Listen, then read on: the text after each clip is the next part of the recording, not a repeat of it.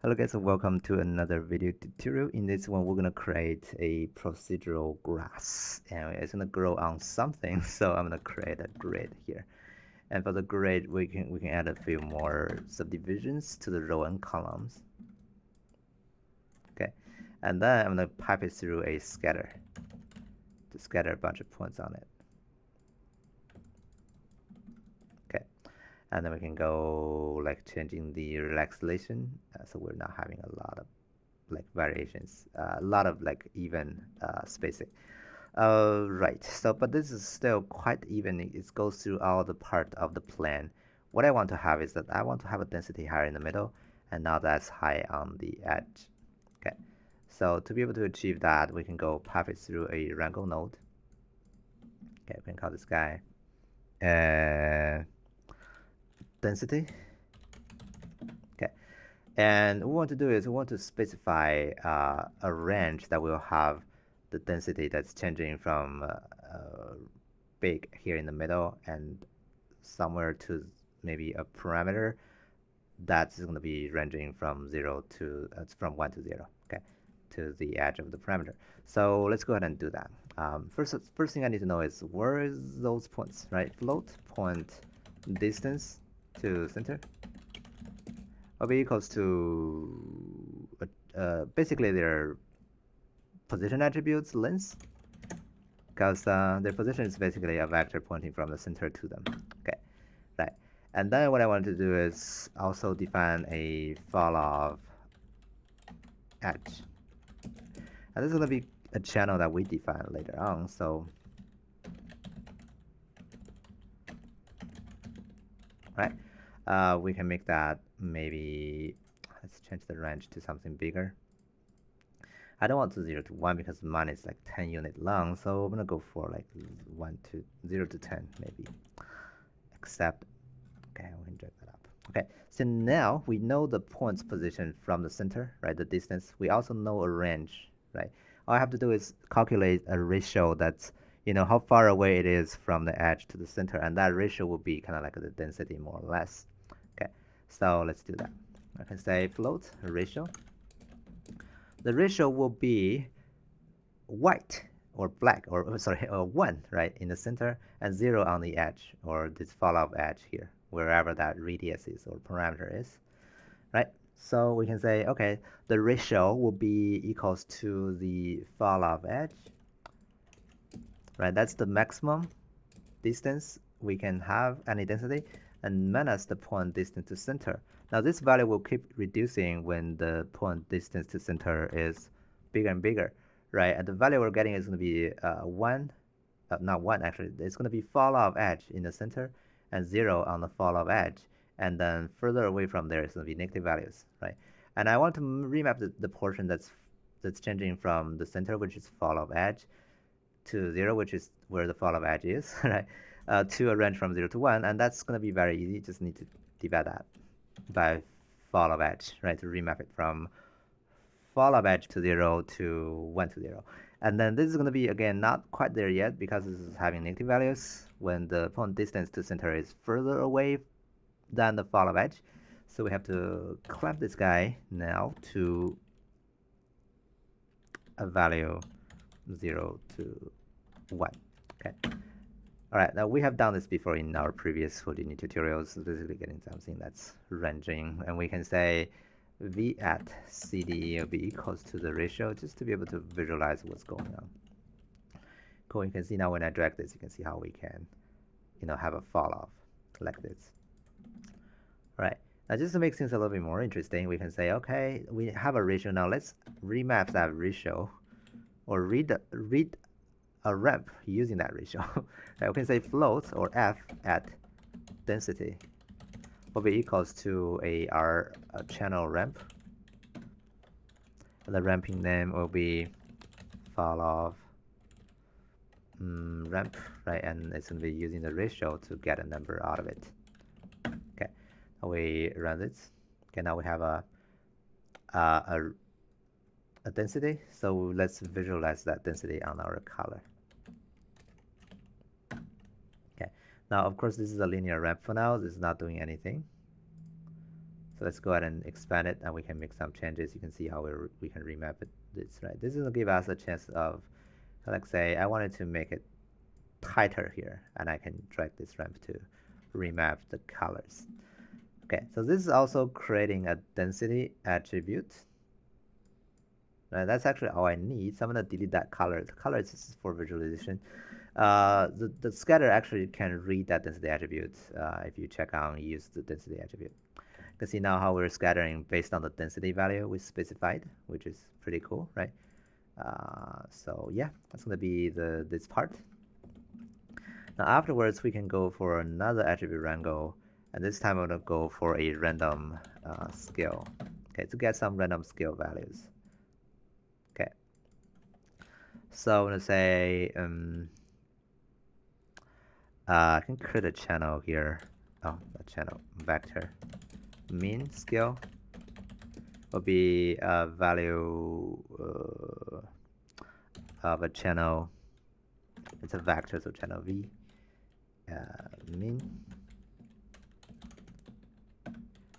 vector max scale. It goes to the channel V max. Right, we got those two since we can define, and maybe we have another vector, another float global scale, just to be able to quickly, raise up the size globally. Right, some variables we can. This is them designing the interface of this control, right? So global scale will be 1, mean is going to be 0.5 for now, and max will be 1, 1, 1. Okay. Right. And then what we want to do is we want to then get a random scale based on this range and global scale. So we can say v at scale will be fit 0, 1 from a random value based on the position or a point number, whatever. Right, when we can then fit that to mean scale to max scale. Right. This is going to give us random values for mean and max. Okay. Now just to be able to visualize again, we can go ahead and try to yeah, it's easier to just do it. So I'm going to do a copy stamp here. I'm going to copy a bunch of spheres just to be able to see what's going on. Right. And then you can see we're getting different sizes from the sphere. Let's make the sphere smaller. Right. And see how we're getting different sizes. Go here to the random scale. We can make the mean and max more different. Right. So yeah, this min and max is gonna having 3 values, which is really hard to tweak. So it's probably easier to just have a float numbers. So let's try. Maybe we can just do a float number. So ch and ch here, and then let me go ahead and delete the previous existing min and max.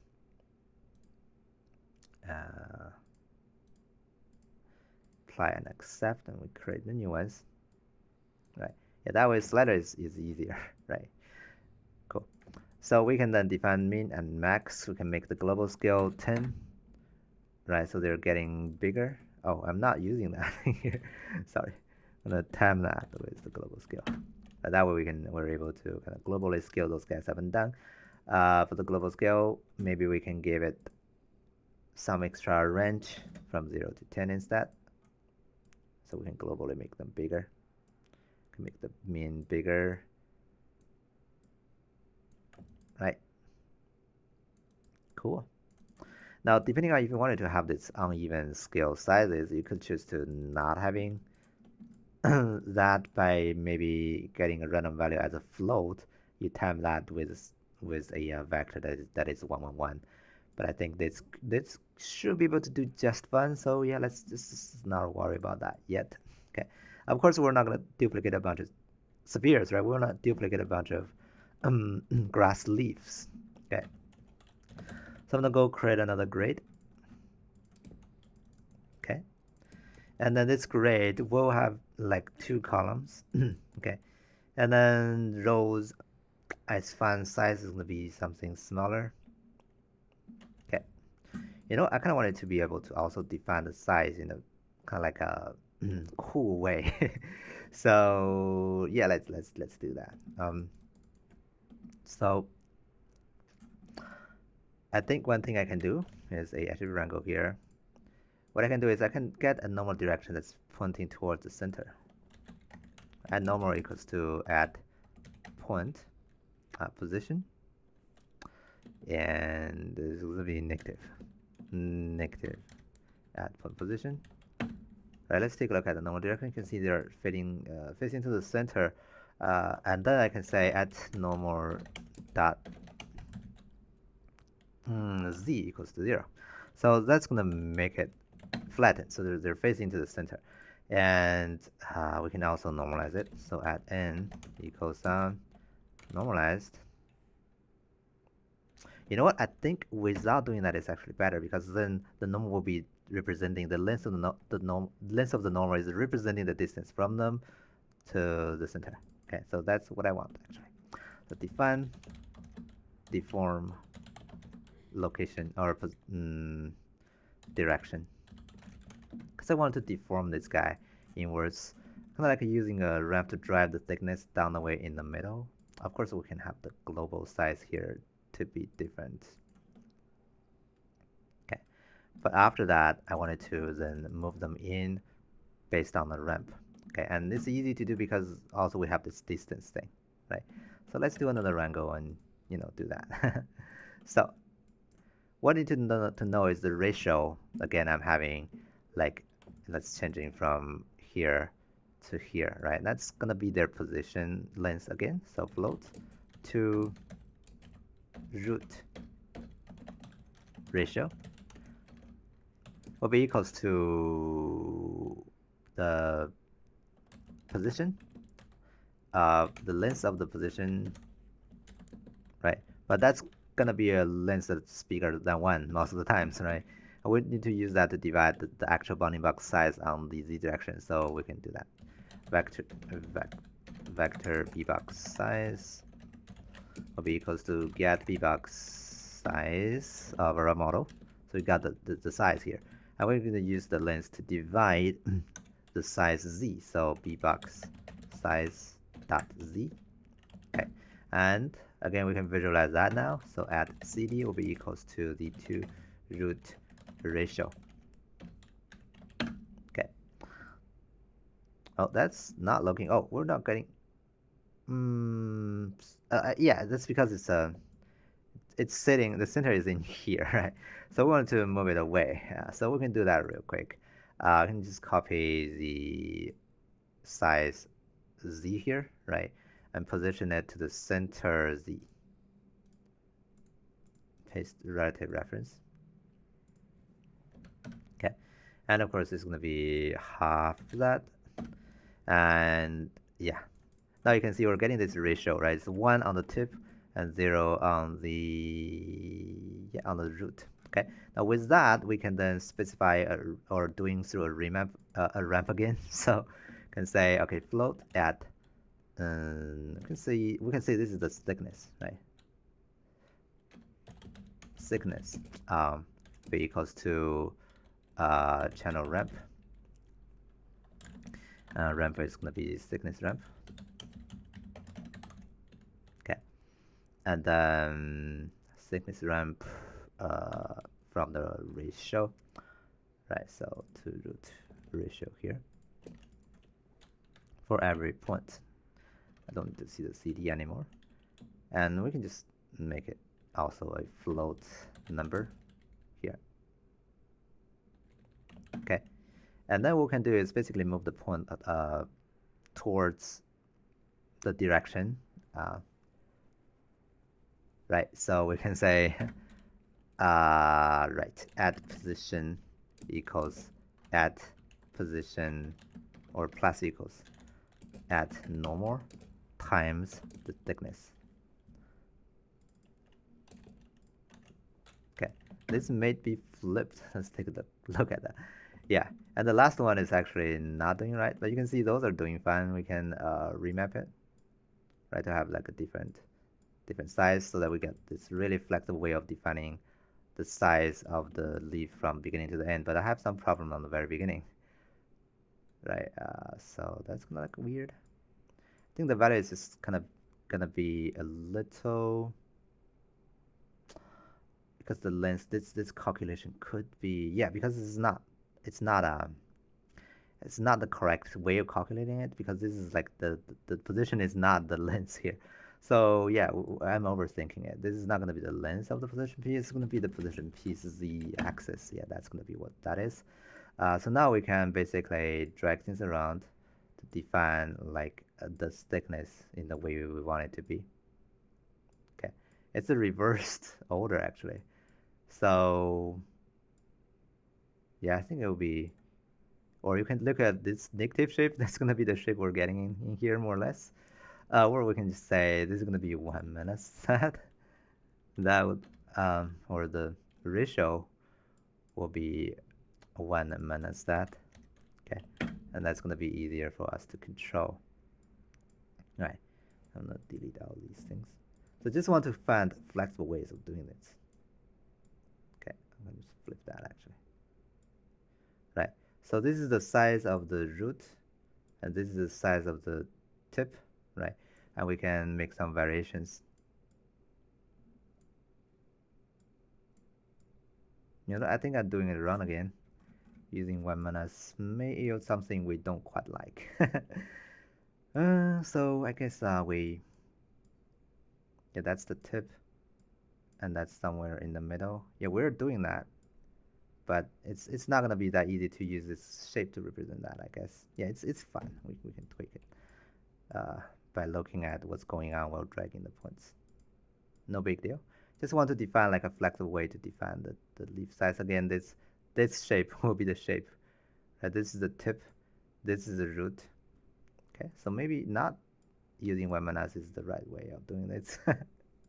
Anyway, this is always confusing me a little bit, but you know, you see the idea here, right? So now we can get a leaf, you know, a shape that we want it to be.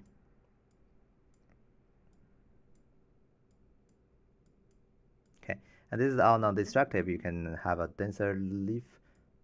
It's not gonna, you know, be different because it's based on the distance, right? Not based on point number or whatever or grouping. Okay, I'm gonna say define thickness. Okay, and then we can copy that over to our, you know, points. You can see they're laying down on that, which is not cool, right? I want them to be facing up, so we can say another attribute wrangle here. Hopefully we can just say at n equals to a value of 0.1.0. Okay, to make them stand still and going up. All right, now this is not quite correct yet because they're all going up straight, right? Kind of wanted to bend them. Then there is like a bend deformer right here. Okay, now this bend deformer requires you to specify two things basically. One thing is that the capture distance, right? How far do you want to capture this? So the capture length, and that has to be the length of our grid, so we can copy that and paste it in here. Okay, and then also you want to define like the up vector, which is basically what this white direction is. In this case, it's actually fine. This up vector will be the bending kind of like direction, right? And another thing is the capture direction, which is 001 is on the z direction, so it's going to capture, or basically the direction from this blue plane to the other blue plane, right? Where is that direction? Now this is also good because our leaf is actually laying down this way, so yeah, we just need to change this actually, and then we can bend it, right? Cool. If you bend it now, you can take a look at the result. We're getting all those guys bended, but you can see, well, this bending is all uniform for everyone, right? That's not cool. So I kind of wanted to bend it differently, right? So let's go ahead and take a look at how we can do that. Well, just to make it bend differently, we can actually get a random number from stamping. We can stamp input and say, okay, we're going to get a bend value here. The bend value will be a random value from the position. Okay. All right. Now this is going to be a random value ranging from 0 to 1, but in my opinion, it's always going to be easier to specify it here because you have the number in here, right? So that's going to be that much, right, times a random value, right? We can even do fit 0, 1 to the random value we got from the copy stamp,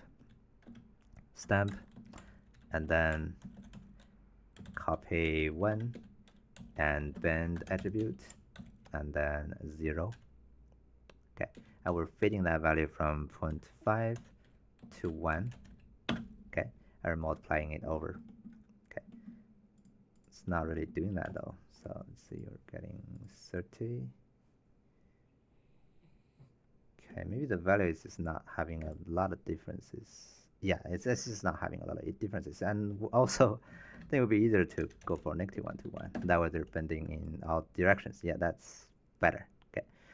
They're all like rotated to the same direction, which is not cool, right? So we're gonna wanna have to have some rotation variations here.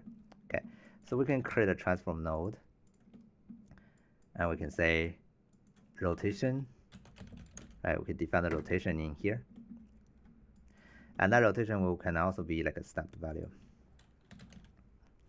And we can do another random value here. Okay, add position and plus a number of points. You know what, let's just add something, right? Add something random. So this is going to be a different random value here. We can step that in our rotation. Okay, so we can say rotation fit 0, 1. We can get our stamp value. Actually, dot slash, and then copy, asking for the rotation attributes, and then we're asking for the yeah, we're just asking for that, and then 0 here, and we're fitting that to from 0 to 360 should be fine. So it's all free rotations. Okay, and let's take a look. Right now we're having different rotation in the wrong axis. Yeah, the axis should be a different axis. What axis should it be? Z axis. So I'm gonna put it in here and then delete that. Okay, that way they're rotating in the Z axis differently. Okay, all right, and then in the bend, I think I can make the bend go even bigger. Oh, that's too much of a bend. But you can see the flexibility in here already, right? And then let's see, what can I do here? I think they're too thick. So I'm gonna go to the thickness here and drag the global. Do I have a global? I don't have a global. Let's do a global here. So float global equals to channel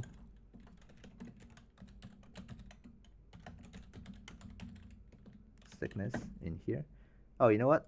I know why I don't have this, because it's not built in my structure here. It's built in the very beginning here. This is the global global thickness. So if I change that to 0.3, I should be able to get something thinner, right?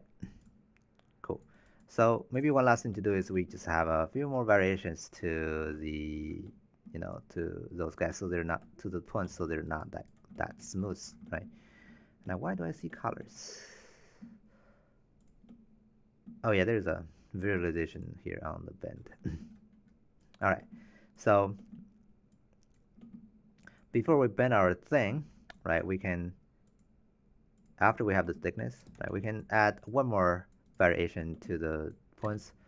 We can use a VOP sop to do that. Point VOP should be fun.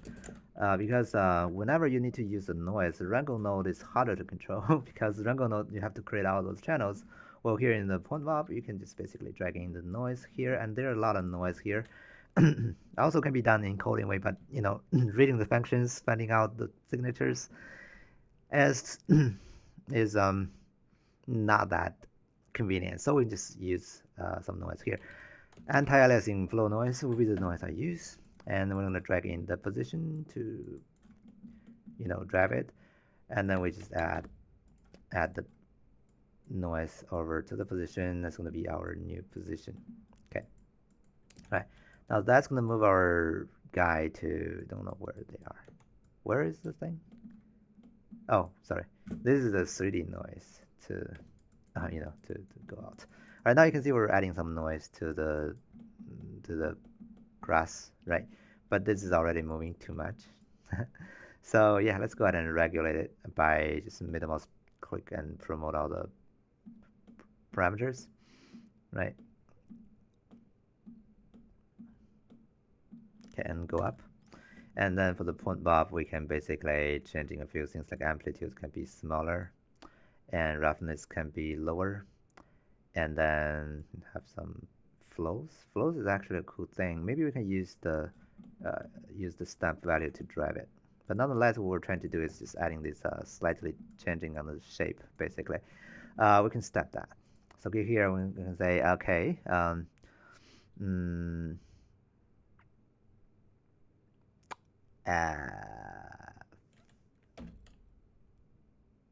noise flow. I think that's what that is, basically. It's going to be another random attribute. Another random value, which is the position times position. See what that does. Okay.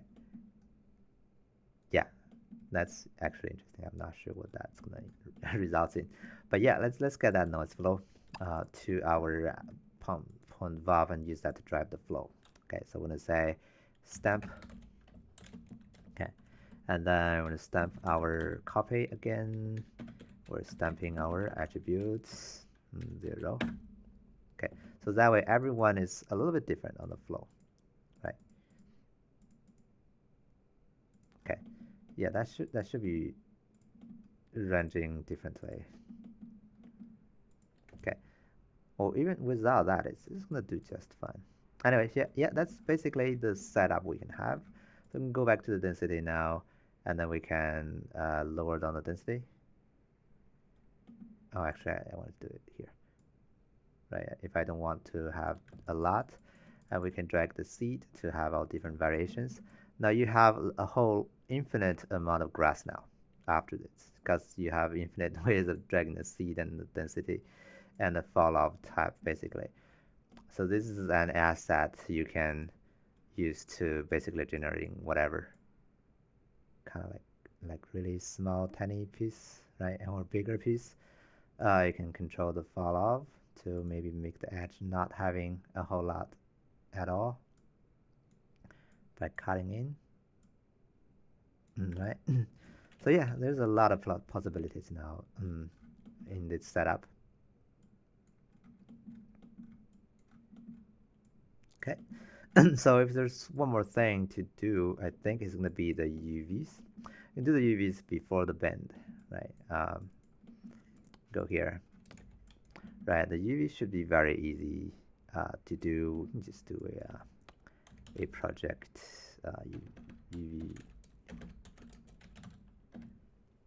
UV project. Okay, and then we can take a look at the UV we're getting. Right, and then you can do a layout or whatever.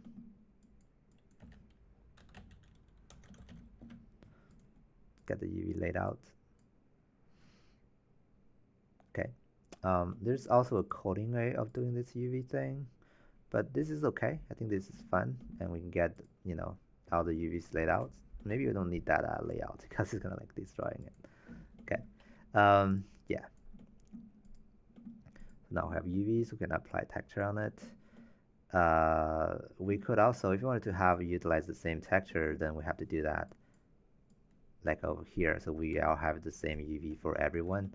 So when that is done, then they're all overlapped the same. We can paint one texture for every leaf, basically, which is actually I think better than trying to do it after our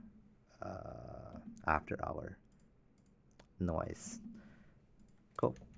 Yeah, that's gonna be the entire thing now. So we can then get this thing out maybe to Maya to Unreal to do our thing, right? Yeah, basically. Um,